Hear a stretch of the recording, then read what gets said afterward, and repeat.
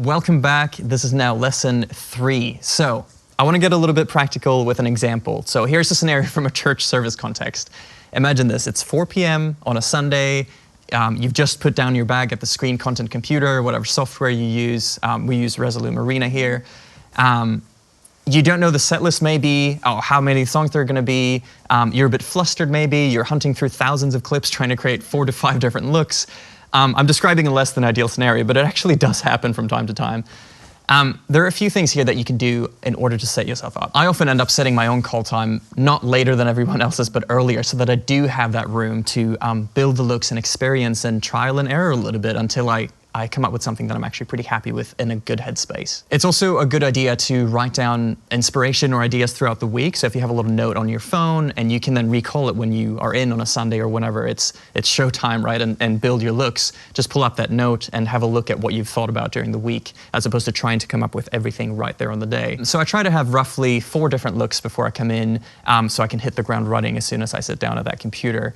Now, you can actually start building your looks before you know the set list. I try to make 3 to 4 strong, versatile looks that I can use for most kind of songs. And then when I do finally get the songs, it's more of a tweak of those looks rather than trying to come up with everything from scratch. Unless it's a certain, song that demands a certain niched, very niched kind of type of media or look or whatever. But even then, having a few good looks done beforehand will give you the confidence and the headspace needed to create those last-minute changes. You also want to make sure that you're a good curator. So instead of trolling through hundreds of files flustered every single time, try to collect your favorites so it's an easy go-to and you know what works and you can just pull it out and not spend so much time looking at every single clip. Another thing to consider as well is whether you actually need a whole different new look for every single song in the set that you're doing.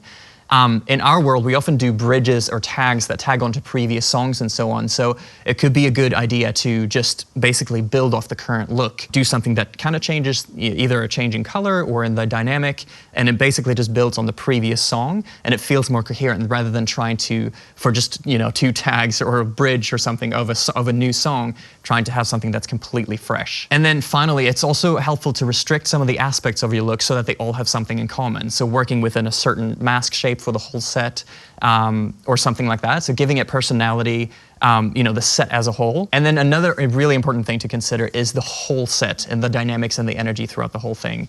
So oftentimes, for example, at church, we start with something that's really upbeat and energetic and then goes through a bit of like an emotive valley and then really gets strong and epic towards the finish of it, towards the 4th or 5th song. And it's important to keep a few cards up your sleeve for a visual progression that's interesting. So don't just give all your tricks away in the first song, but have something that you can scale back and then grow in an appropriate moment. And then it's really important to consider within the songs themselves, where it's usually good to start with a smaller look and then grow it as the song grows.